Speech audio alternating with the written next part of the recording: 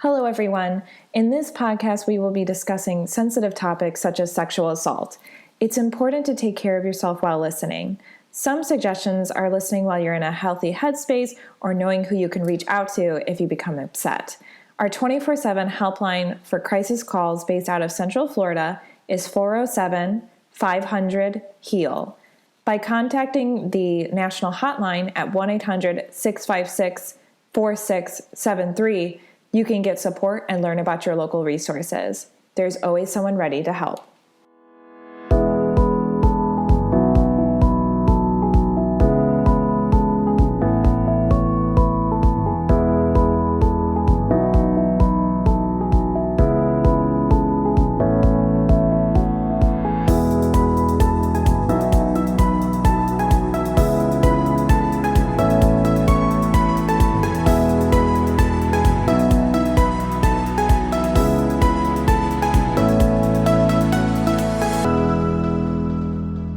Welcome to the Victim Service Center podcast.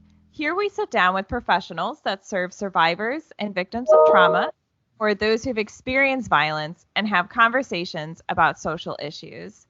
This week, we are talking about dual victimization. My name is Emilie Mitchell. I use she, her pronouns and am the education coordinator at the Victim Service Center. Today, we are joined by Evelyn C. Herrera-Jackson. Evelyn uses she, her pronouns and has been employed with Help Now of Osceola, Inc.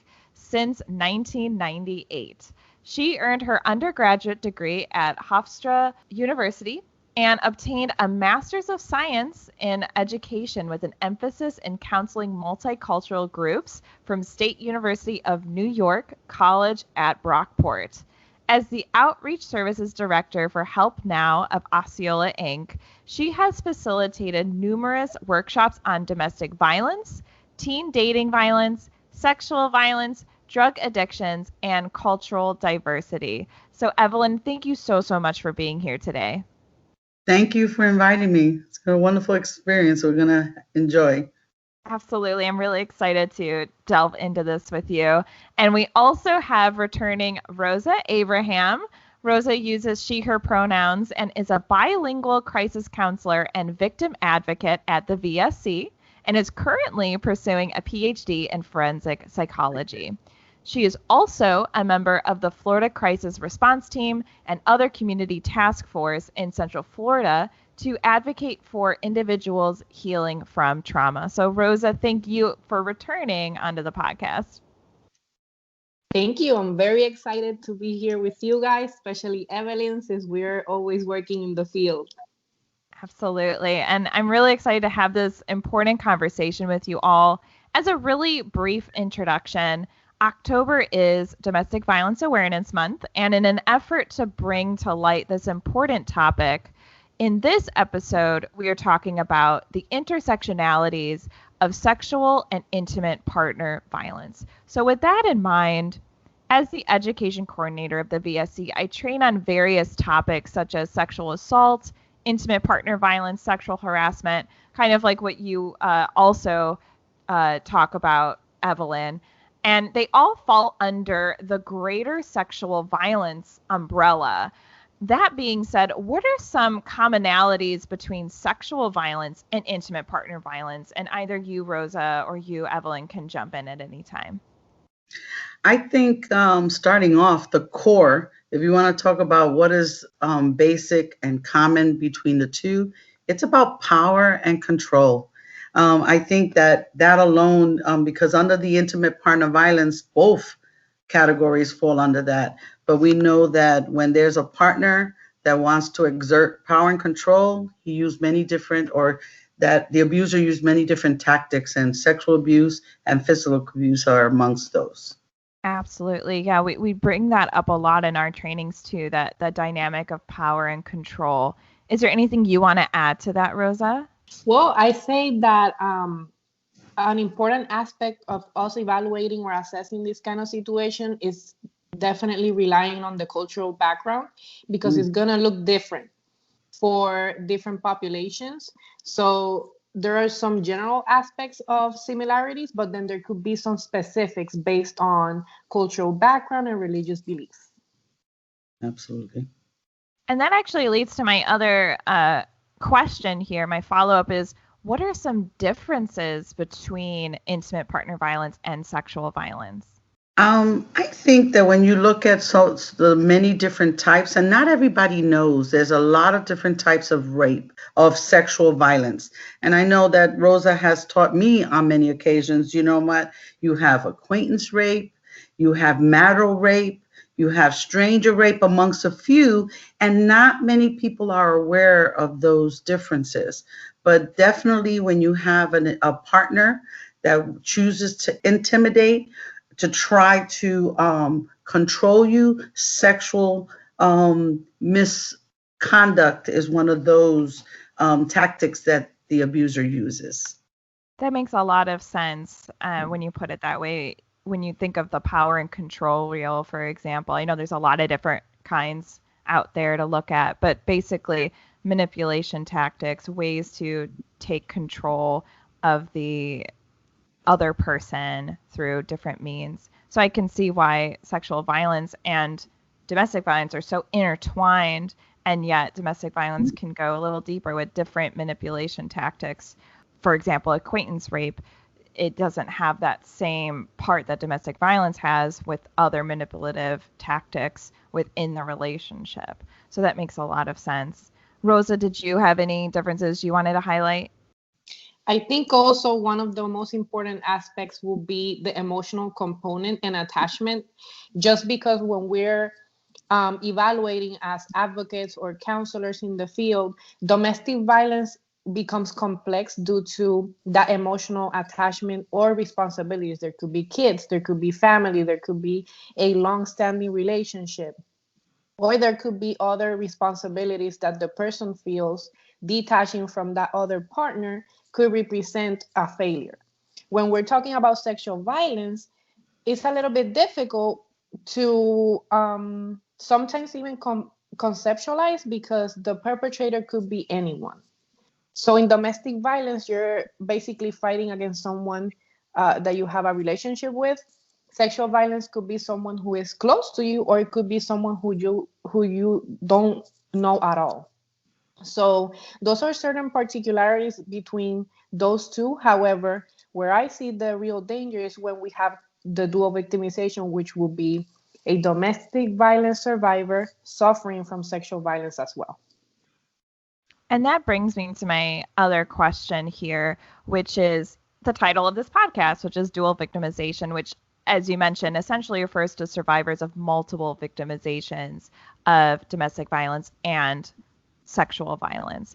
And I have some statistics to share about the dual victimization of these two violences. For example, between 14% and 25% of women who are sexually assaulted by intimate partners during their relationship, and between 40 and 45% of women in abusive relationships, they'll also be sexually assaulted during the course of the relationship, which, Evelyn, you were mentioning is one of those, manipulative tactics and ways to exert their power through domestic violence and abusive relationships. So I do always want to mention, whenever I present statistics, I always acknowledge that these are just reported numbers. So with that, we can clearly see that there's a relationship between sexual and domestic violence. So can you speak to why that is? We talked a little bit about power and control, but do you think that there's any other thing that you want to bring up in terms of the relationship between these two things?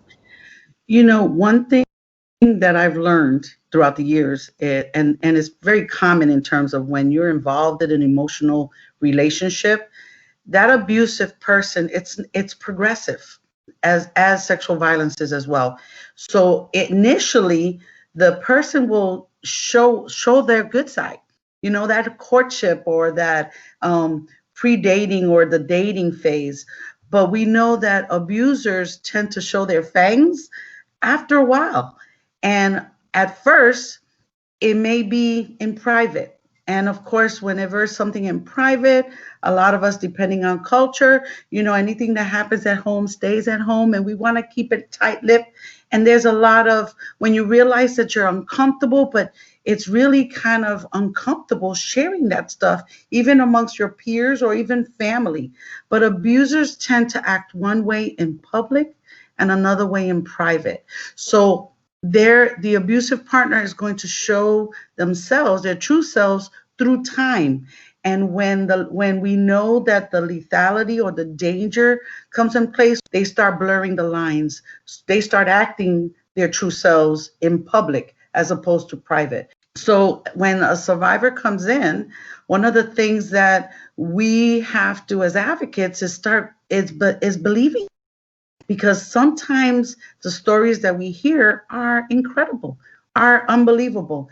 No, again, if it's a family member that you decide to disclose to, they're going to see the public person, the public image, and some of the information that is shared it's unbelievable. No, this person has this position that then at that point, then the survivor sometimes starts internalizing, well, maybe I'm misinterpreting, maybe I need to figure out why I'm uncomfortable. But at that point, then they start tight-lipping. They don't want to share anything, because along with that comes fear, shame, embarrassed, and a slew of other emotions that prevent them from actually sharing what's going on in private. It's a challenge, because survivors tend to not come forward until the danger aspect gets high. Yeah, what I'm hearing is that there's a lot of escalation that's involved in this, where no relationship starts out abusive. And as you were mentioning, that that courtship in the beginning and then the escalation to abuse is really difficult to see those signs until it's really severe. And perhaps when sexual violence begins to be used as a tactic, that is that moment where survivors of domestic violence start saying, oh, and that manipulative part of maybe thinking that, oh, maybe it's me, or them blaming themselves. And that's why it's really, really important, like you mentioned, Evelyn, that we do start by believing always. That being said, Rosa, anything that you wanted to add? I just wanted to say that it's great to listen to the voice of experience. Evelyn has been working in this field for many years. And in reality, when we're trying to define these concepts theoretically and what kind of specialized training we get as social science professionals, it doesn't measure the same quality of understanding. If you go to kind of define those concepts through resources or reports, they're going to give you a very conceptual, organized form of words. Yet when you're trying to compare that to the experiences and the stories that we hear at work every day, something doesn't line up. And it doesn't line up because we are seeing the aftermath. And that's the problem. We have a lot of information on risk factors, protective factors, and even the definition of IPV, or intimate violence, is basically a conglomerate of indicators that are leading towards the impact of what it is ultimately the victimization, which could be domestic violence or sexual violence. And you know what, if I might add, I think sometimes the survivor tends to not want to come forward. And I know I mentioned it because of fear. And let me share with you, fear is a very strong thing, because the abuser, when they start testing the boundaries and they start doing inappropriate things in public, that survivor, because of whatever negative or whatever misinformation the abuser does to try to control that survivor, she has that lingering. Oh my gosh, he said the policeman will not believe me if I share it. And of course, if you have a survivor that shares with a family member who has strict gender roles or strict religious beliefs, then they get squashed immediately as saying, come on, you're married till death do you part, or something like that. And that becomes a struggle with her emotional and her physical being from reality. It gets crazy when they really try to reach out and people reject their statements, and then they go back, they internalize that and further get into that I need to stay, or maybe I misunderstood everything that's going on.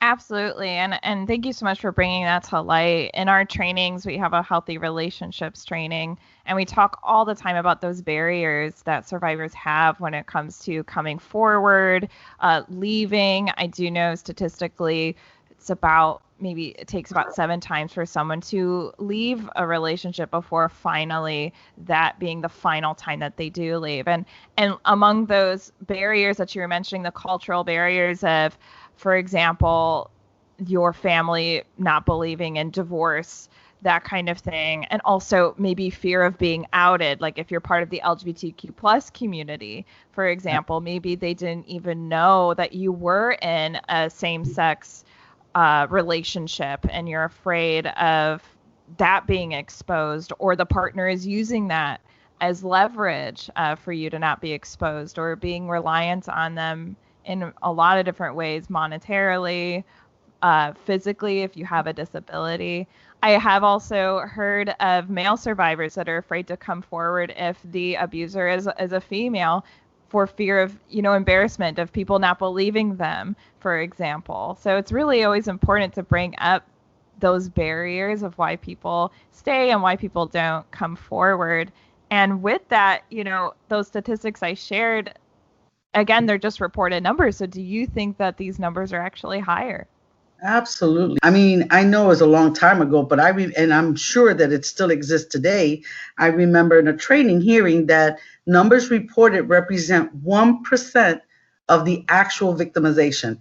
I can't give you the resource where that came from, but I know I heard it at a training, and it kind of holds true today. A lot of women or a lot of victims actually do not come forward.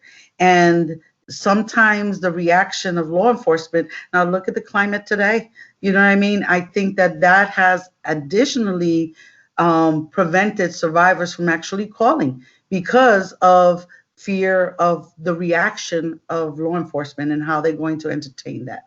And if your abuser is a known person in the community, and that becomes a huge barrier. Absolutely. Any other barriers you want to bring up, Rosa, or anything you want to speak to about the statistics and why someone might not report? So based on experience, academic, and then, working on the field, what I've seen is what Evelyn just said.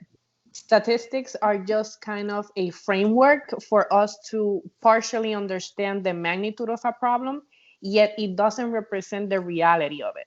So sometimes we see 1 in 6, 1 in 4 being the prevalence of an issue.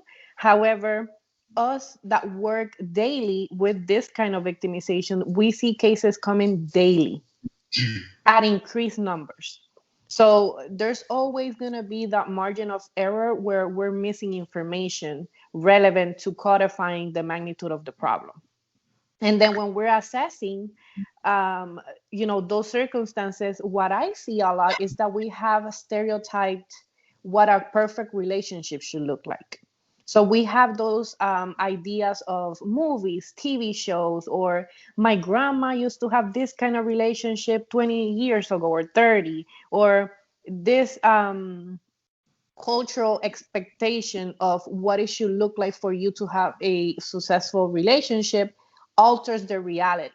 So it has to do a lot with perception when we're talking about intimate partner violence, because the indicators may be there, but if I am minimizing them as an individual, you're not going to see the impact on it until something greater happens, such as physical violence, or the person let me locked at home and I can't get out, I don't have a phone, or the person was so jealous that the person arrived at my job and made a scene and now I lost my job. So there's little circumstances that lead up to bigger outcomes.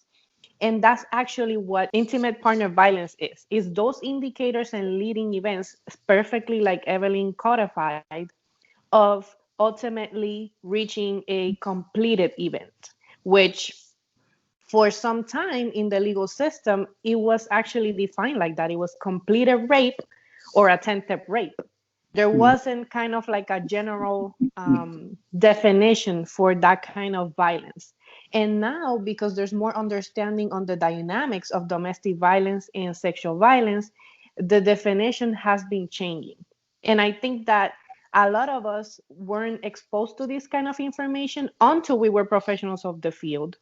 So I would encourage people to learn about what sexual violence is, domestic violence, intimate partner violence in our development years, because prevention is definitely the key to not be one more person in the statistics realm.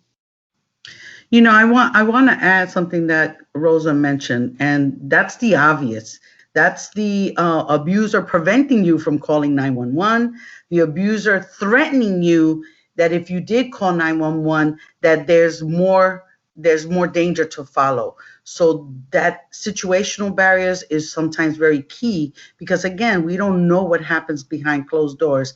And unless we're told, the survivors has to find an opening for an opportunity to actually seek help. And sometimes those openings are very few and far in between. Yeah, that's always really important to bring up, Evelyn. Thank you so much.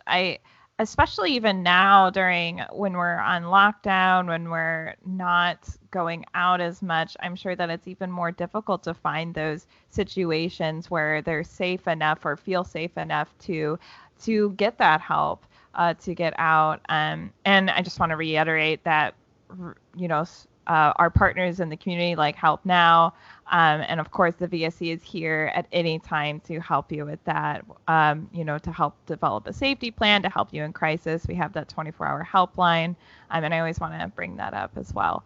But speaking back to definitions that you brought up, Rosa, kind of how changing definitions were happening here, I wanted to talk a little bit about marital rape and why it's the most underreported form of sexual assault. Marital rape is a rape that is committed by the victim's spouse as opposed to a non-married intimate partner. And until 1976, state laws specifically exempted spousal rape from general rape laws, which is alarming to hear. In 1976, Nebraska was the first state to legally recognize non-consensual intercourse with a spouse is rape. And by 1993, all 50 states had either completely or partially repealed their spousal rape exemptions. However, even now, some states still have some form of spousal rape exemptions, and it is often legally considered a different, lesser crime than non-spousal rape. So many Americans do not believe marital rape is actually rape, even though between 10 and 14% of married women, again, probably underreported, will be raped at some point during their marriages, and 18% of female victims of spousal rape say their children witnessed the crime. So why do you think we still, for example, why is it the most underreported, and why do you think that there are still these exemptions? Why is marital rape not seen as important of a crime? Those kinds of things. What would you like to speak about that? Oh my gosh, where can we begin? Because let's start looking at our laws locally. And maybe the laws here are more liberal and more respectful of people's civil rights. But there's some areas, some small little townships that have their own laws in place that I remember reading that even an act of sodomy. Now let's look at the LGBTQ community, that if I suspected that you were in a same-sex relationship and sodomy, I could actually report it and you could be arrested. Because there's that antiquated law still in the books. So if you have a law enforcement officer that wants to execute and charge you with that crime, they can. But people, it's an old law, nobody's paid attention to it, or no one's made changes. So I think that empowering the community to become social change agents, to look at these laws and start activating and actively changing them so that they cannot be discriminatory or even segment out or marginalize this particular group. And unfortunately, women, through years of and generations of misinformation, I think are not knowing, and that's the sad thing, not knowing that it's not okay. I don't care if we are legally married, same sex, different sex, but if you do something to me without my consent, it's against the law. And I know that Rosa and I have been definitely sending that message out of consent. And what does that mean? Not many people can conceptualize that definition. So we as advocates need to work on at raising awareness, sharing that information so people know, no, it is against the law, whether you're married or not. And if you touch me without my permission, I can take you to jail. Now, let's not, another layer is the judicial system.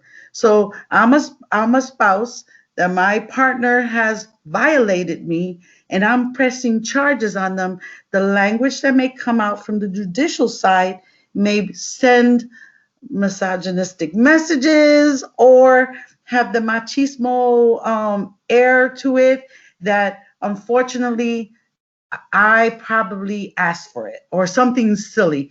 But I'm not downing our judges at all, but I think that it's a system that's broken and we need to work hard to try to educate our judicial systems, our legal systems all around, so that messages for victims can go out saying that a crime is a crime and we need to hold abusers accountable.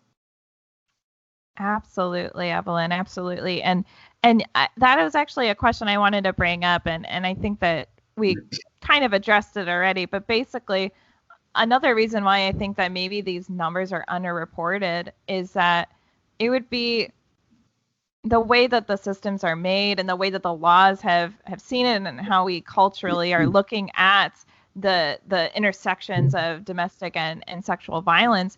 I assume, it would be hard for a survivor to even notice maybe that they are not being respected by consent in that sense, where if they're in that intimate partner relationship that is abusive. Do you think that it would be difficult sometimes for them to identify, oh, that was sexual assault?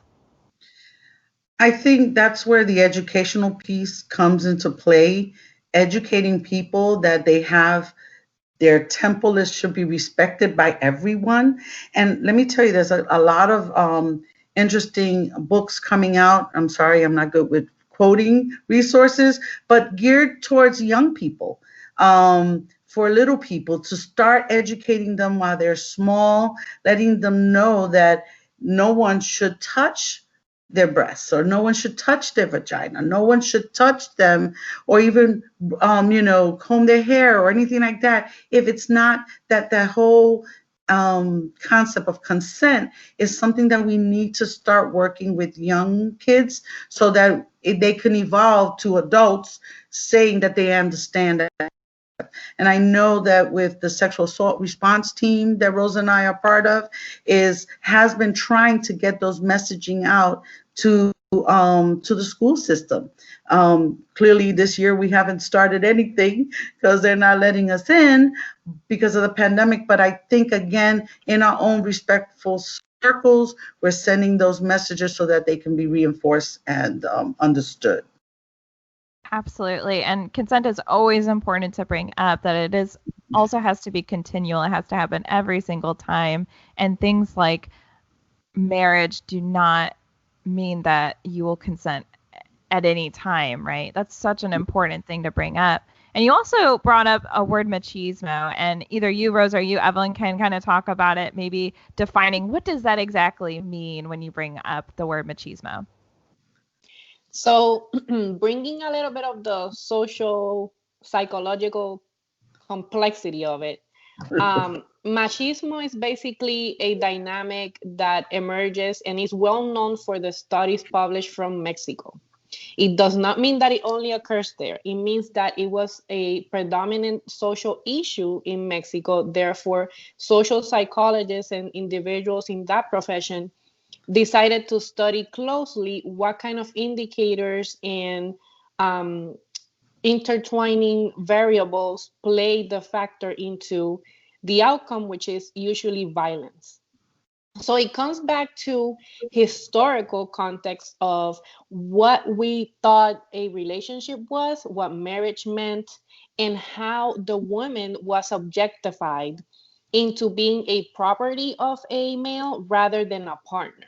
So I think that today we're still fighting those aspects of what does partnership mean? What is the male and the female's role, or a same gender um, relationship? What is my position within this relationship that we're developing?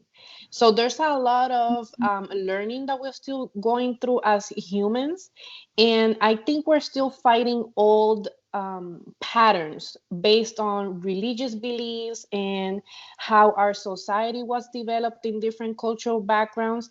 And breaking those barriers will represent that a lot of people will get harmed while others might go into the prevention side.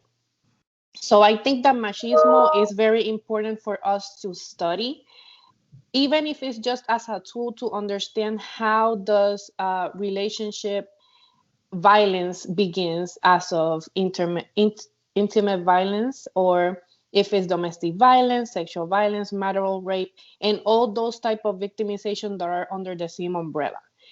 Just keep in mind that sexual violence and domestic violence is the general term. But if we go back and we're trying to track how this leads to it, there's many events of violence happening before the ultimate outcome, or at least those reporting numbers, which is when we come in, when the social science professionals try to offer a service. Another aspect that I was thinking about while Evelyn was explaining marital rape is that I actually got a couple of cases with sexual violence and domestic violence, and we work together with referrals where we're not even talking about those individuals who have a history of trauma. And this is important because a person who has a history of trauma is more likely not going to react as a person who is experiencing this for the first time. So there's a lot of restraining aspects. It could be their central nervous system codifying the attack incorrectly. It could be them trying to defend their system because they're reliving a previous trauma and they don't know how to react. It could be the fear of being by themselves, and it has to do a lot with attachment theory and other aspects that we can explore in another day because it's very complex. But ultimately, what we want to understand is that each case is individual because we don't know what we're working with from before. We're just kind of receiving this crisis and we're trying to assess the best possible way to stabilize this individual to safety. And then what I've seen through experience is that as we continue working with the crisis sessions or other resources that we provide, I know Help Now does wonderful workshops and educational group supporting systems, which survivors love because they can see that they're not by themselves, that there's other people who go through this experience and that there's hope. So understanding all those layers will help us see that we are part of the problem. And when we receive these individuals, most likely somebody else knew before the crisis happened. So I think it has to do a lot with the prevention, and also, like Evelyn said, fear is paralyzing. Fear will make you think that you're making the best choice and then come to find out later that it wasn't the best choice ever. But it's just how our system works. So it's very important for us to understand these definitions and definitely understand our history. If we don't know where we come from, if we don't know where the laws came from, like Evelyn said, they keep developing. The same laws of 100 years ago are not the same ones as today. There's things that have changed for a reason. And the societal context is going to guide us into understanding what is the best practices for us to live together. And if we are not responsible enough to get educated on our history, on our norms, on our laws, on how we can be an active agent of social change, then we're definitely being part of the problem.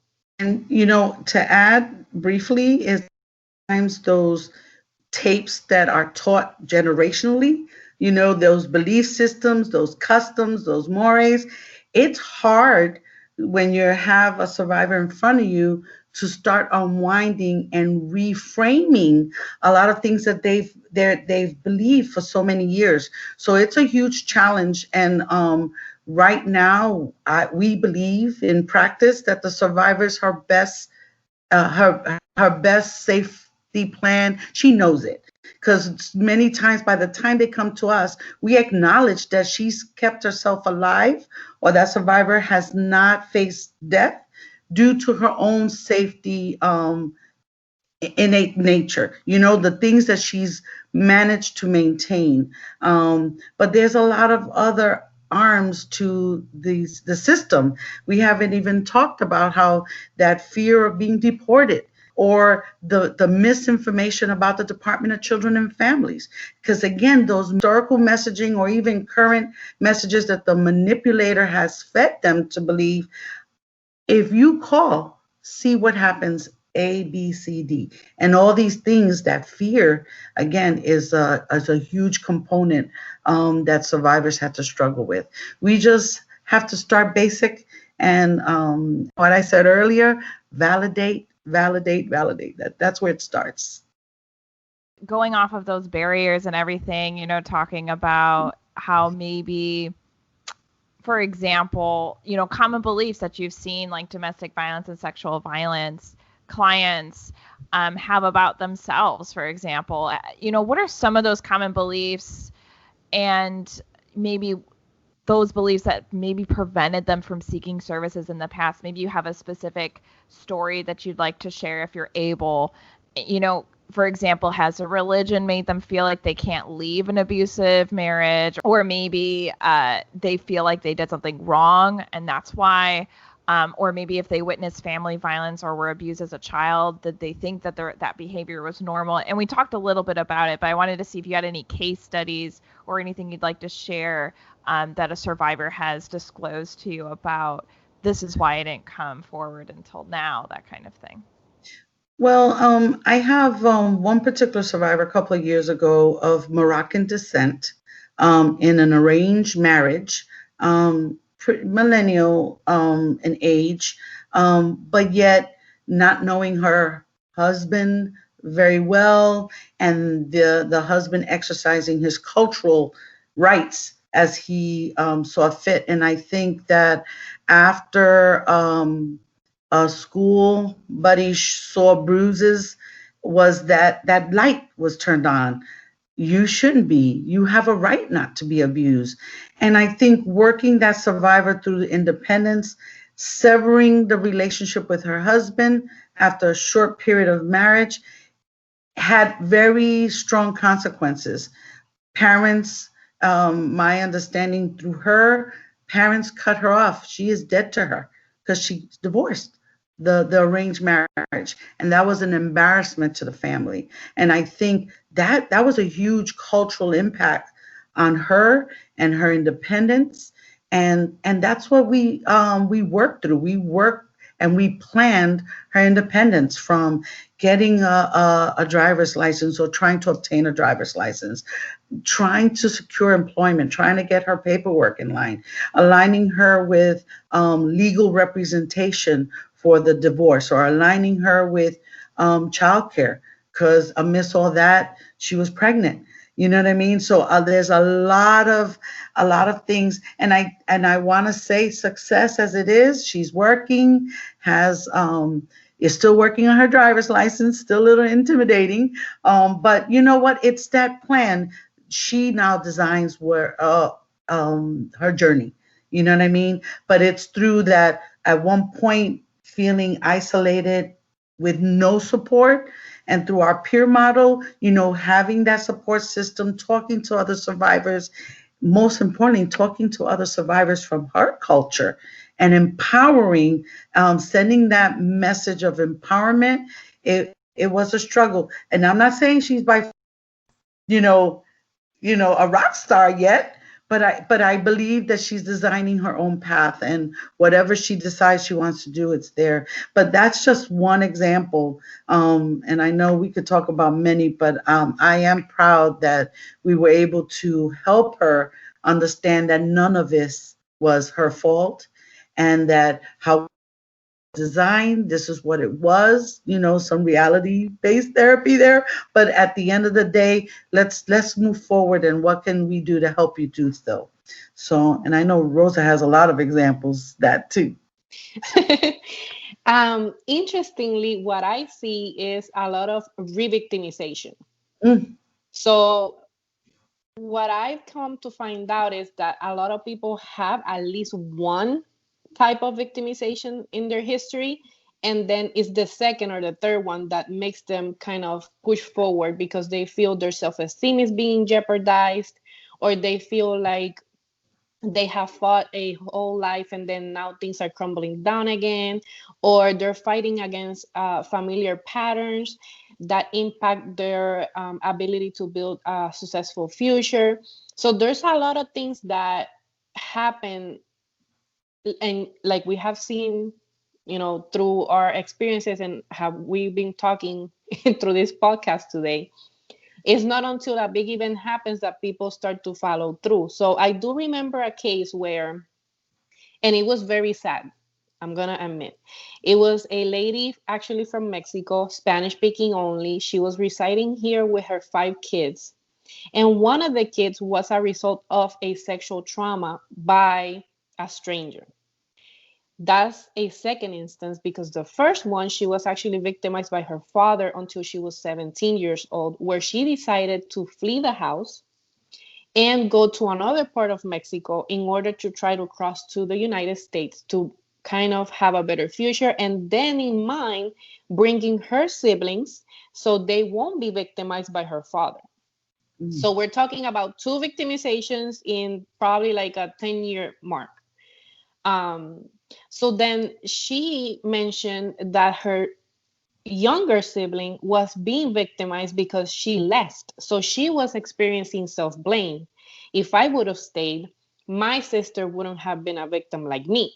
So she came back, and then the father was actually victimizing the mother through domestic violence. So that's how he had sodomized the whole family system into him being a perpetrator within closed doors. The little sister saw the pain of her big sister telling her, that I feel guilty about not stepping up and leaving and all of this. And she decided to go to the police with her older sister, which is my client, or was my client, to then report the father. They did, and he got arrested. But it took a long time.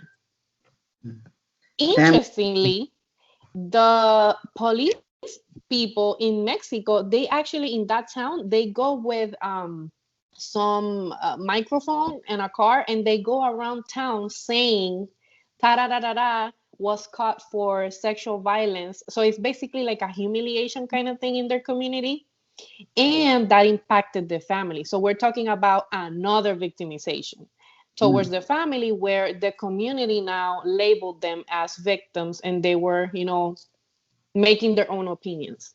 So in that process, she came here, and then she met a partner. Come to find out that the partner also victimized her as, marital rape, because he was married to her here in the United States, and she wouldn't step out due to fear of immigration. So in one family, I got to see many of the different connections to what it would look like for a person to be dual victimized, but then re-victimized through the same 2 types of crime. So it was very sad to see how she had internalized that it was her fault. And I had to work a lot on psychoeducation and giving her a little bit of that empowerment theory to make her understand that she was surviving within her circumstances, and that at that time she was a kid and there were things that she couldn't control. And however, the efforts that she made after, and helping her sister and her family basically step out from the aggressions of this person actually were the highlight of her power, instead of that person keeping power over the family. So I recently followed up with her, and she's doing very well. She's independent. Her kids are doing well in health. So I was very happy to see that she was able to understand that it wasn't her fault, because it was a big weight on her shoulders. And I think that most of what we see and the gratification we take is, and I never forget this, and I value and respect that a lot.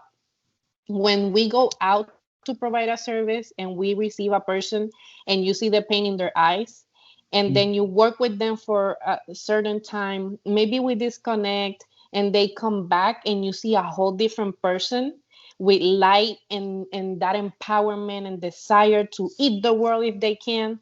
I feel like that's the biggest accomplishment that we can celebrate as a society, because we don't do this by ourselves. So I think that the more we have people on board on understanding these kind of issues, we're definitely going to see better outcomes and people that are enjoying their life rather than surviving it.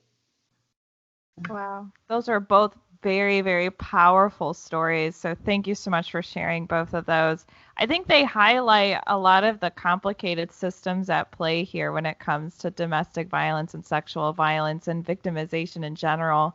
We can see on the macro, there's a lot of systems at play politically, culturally, different like police relationships, perhaps based on the community that you're part of, and then also at the micro, the family dynamic and that kind of thing. So there's a lot of systems at play.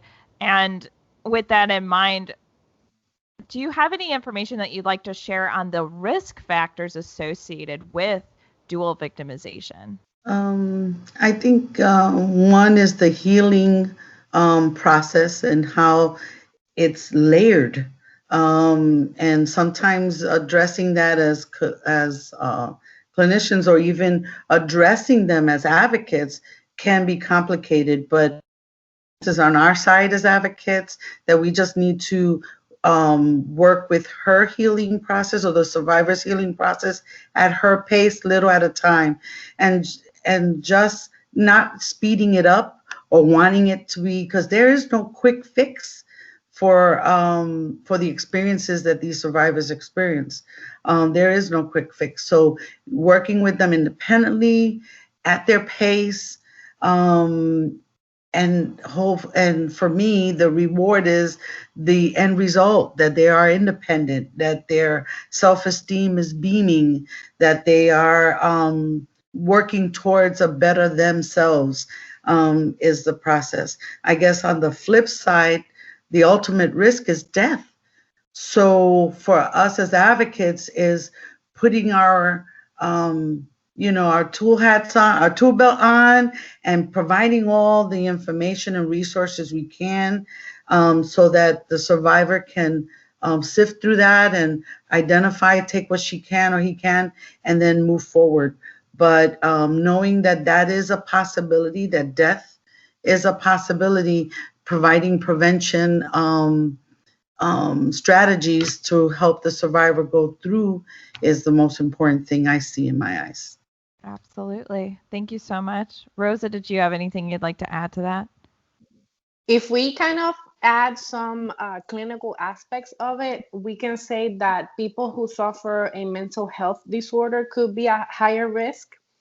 People who have a history of trauma, those who are in a lower socioeconomical level, individuals who have a dysfunctional family dynamic, or those who are actually exposed to higher socioeconomical levels where they have stereotypes and expectations that they need to comply with, could put them at higher risk, because what if it comes out to the light, right? So there's different risk factors. Like you said, Evelyn and Emilie, they could be societal, they could be individual, they could be cultural. So there's a long list of things that could happen. I think that the most important factor is our instinct. I think that if we kind of follow our instinct a little bit better on, sometimes we're starting a relationship. I don't know if it has happened to you guys in the past, but you're starting to meet someone and you're getting responses on, what do you think about love? And the person is like, oh, I don't know how to love. I don't know how to trust. Or the person is telling you, I want to have a family and they better be strict because I'm not going to be humiliated in front of my family. They got to be the best kid they want to be. And there's certain underlining thoughts that you can catch of someone who may have a tendency of practicing the power and control behavior. So please always listen. And even if the person looks attractive and it might check all your boxes in certain areas, there's other indicators that definitely will lead you to the better option. Just because we see it every day on the news where, it was the perfect couple and all of a sudden everybody was harmed or there was a mass murder or things of this nature that shouldn't be happening. So please, let's keep an eye out. If you have questions, we have confidential lines where you can definitely debrief the dynamic you're having in your relationship and get an opinion of a professional who could say, hey, have you thought about this scenario being risky? Or, have you seen other indicators leading to this situation? And that way you can make better informed choices into not being a victim of a crime. Something Rosa said that is very key, and I know that at Help Now we have sessions where we teach survivors to trust their intuition. Sometimes society tells us not to trust that, and that's where the red flags are blaring. So intuition, trusting your gut. If that person, just like Rosa said, looks like the perfect person, but yet the red flags are there, trust that uncomfortable feeling and know that maybe, no, let's move away. This is not for me. And again, building strong individuals, help them trust their tuition, maybe, so that it can prevent them from a potential dangerous relationship. And a lot of people today, it's sad what you see on social media. These young folks, everything on social media, and unfortunately they also disclose information about their weaknesses, and perpetrators are manipulative and they prey on weak individuals. Unfortunately, don't trust what you see on social media. Thank God for catfishes. Scenarios all around the world tell us don't believe what you see and don't necessarily believe what you read on social media, because it could lead to a wrong relationship. So trust those instincts, trust your intuition, identify those red flags. By all, you don't know what they are, call one of the hotlines, Victim Service Center, Help Now, our national hotline, and talk it out with somebody. And if you don't know if it's accurate, then somebody objectively can tell you what's appropriate and what's not appropriate. And that way you can move forward. Absolutely. All amazing points. I think if anyone's struggling to see what is that red flag and maybe they have that gut feeling, first of all, follow that for sure, like you were mentioning. And also, I think a good indicator is if there's any kind of control going on in the relationship. Maybe the person is trying to control your social media accounts. Maybe the person is trying to control who you talk to, where you go. Those are those risky red flags that we're talking about, because at the end of the day, it is that power and control that you were mentioning.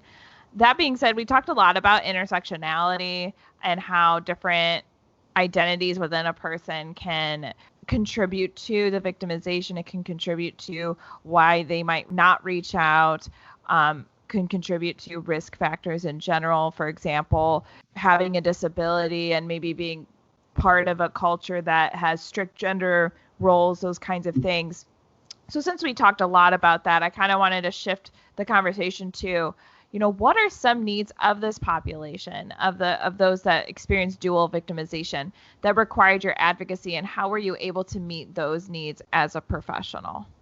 We have a very diverse community in Osceola County. And I think being able to identify what the family brings forward, um, and being able to work from their perspective and not bring our own biases into the advocacy relationship is a very key to working with different populations. I think having things accessible for all populations is important in their language. Our advocates try not to attempt to communicate in a language that they don't know. We have pockets of folks that speak Portuguese. No, your Spanish is not going to be enough. So we encourage staff to use the lingo line, so that they can hear the information in their language and in their understanding. So, I mean, we do a lot of diversity training, and definitely one important understanding, as Rosa mentioned, the traumatic history of this family is very paramount to helping the surviving family heal from their victimization. So I think being aware, educating yourself, becoming culturally responsive is very key to working with special populations in our communities. Rosa, did you have anything you wanted to add to that? Like Evelyn said, in Osceola County, we have a lot of resources. What I would say is that not just in our community, but overall, we need more funding for victim services. I think that victim services is still a taboo kind of topic in our criminal justice system or in our legislation, just because it is complex to work around. So I think that better funding equals better resources for us to keep doing our job. And for instance, providing solutions to some of the victims or survivors who come through our doors and they're saying, I will leave right now, but I can't because I have a lease that I can break. My credit is going to be damaged, and then I can't be independent because if I don't have a good credit, what am I going to do? Or better, bigger facilities for people like us and like Help Now to keep bringing people into safety without being concerned about capacity, or the longevity in which that individual can be in the program because we have more victims waiting and we need to keep moving. So I think that if we want to make a real change, we will have to push toward our legislation, one for better laws, including those that have to do with landlords and special cases like this.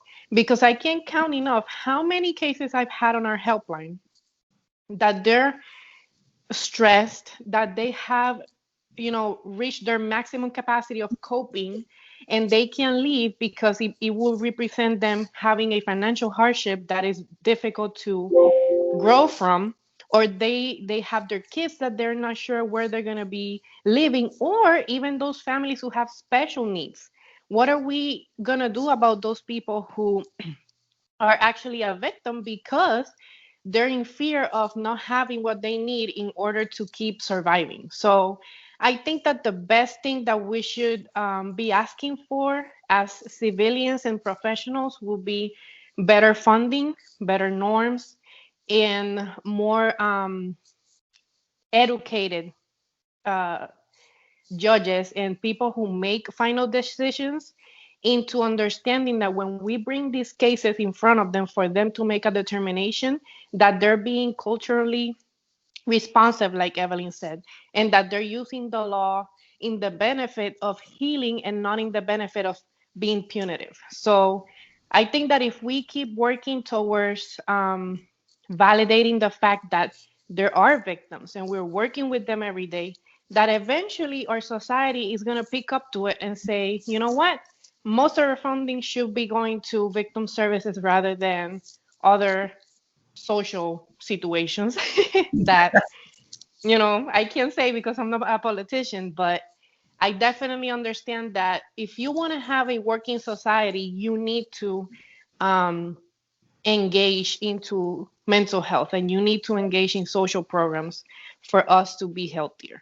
Well, We didn't even mention the obvious: more housing, better transportation, better communication lines. So, and I know now because of the pandemic, the internet is being flooded, which leaves a lot of people intermittent services.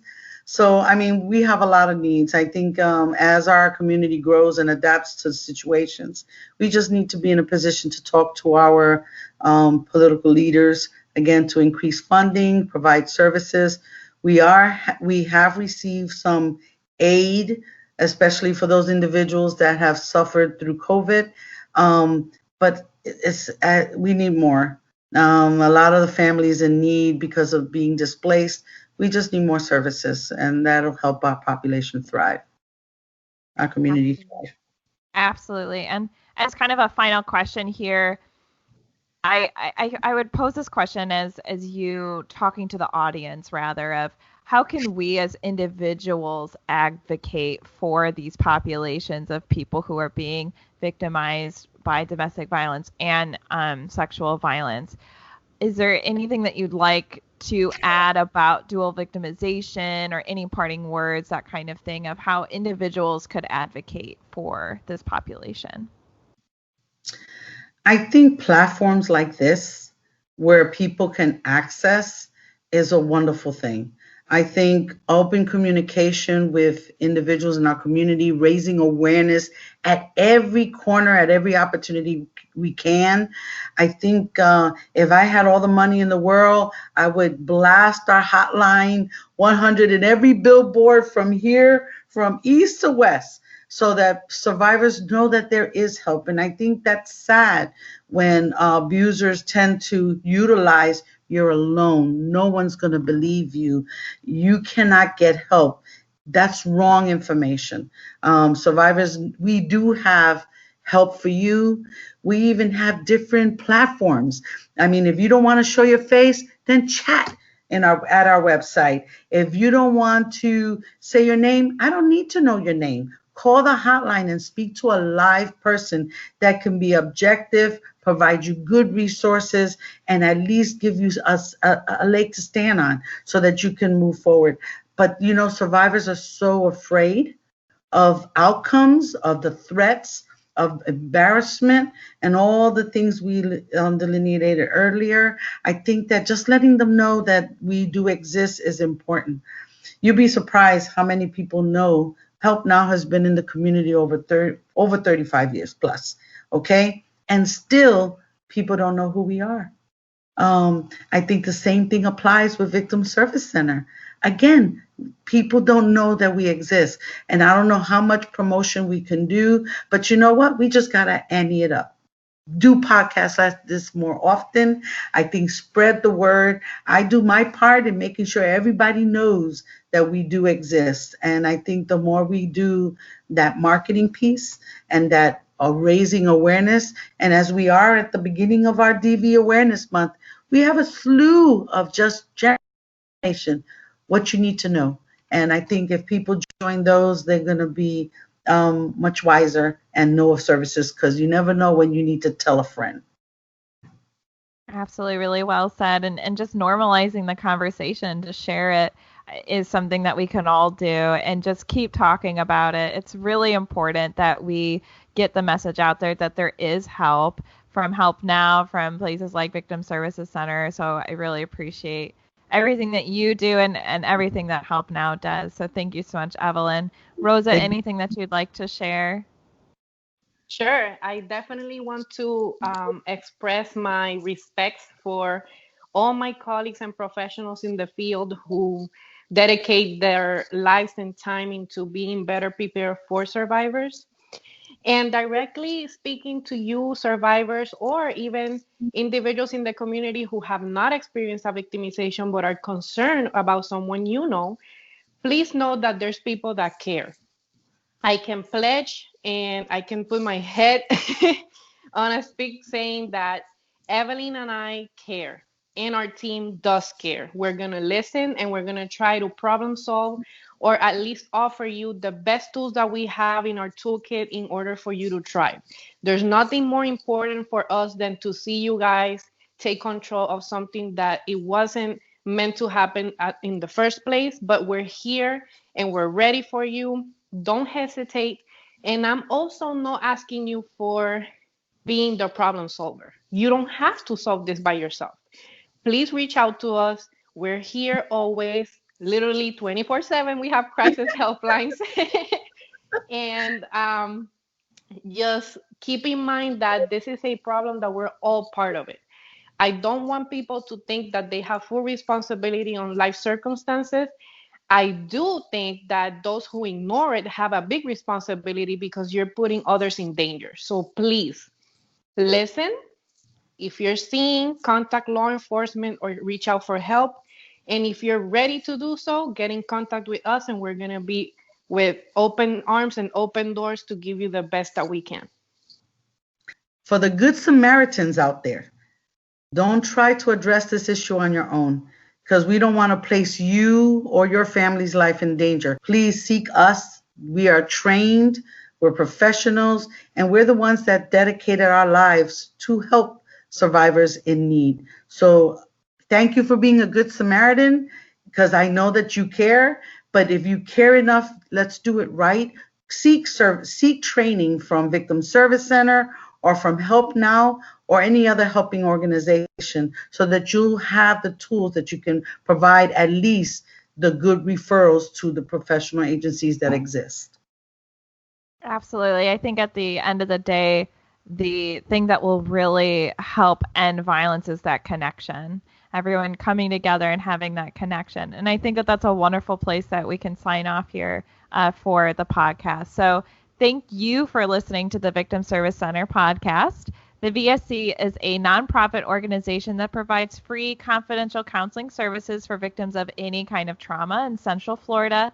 To learn more about our services, please visit victimservicecenter.org. And to everyone listening, healing is not linear and you are not alone. And thank you, Evelyn and Rosa, so much for joining me today. Thank you for including me in the conversation. It was great as always. I know. Love you guys.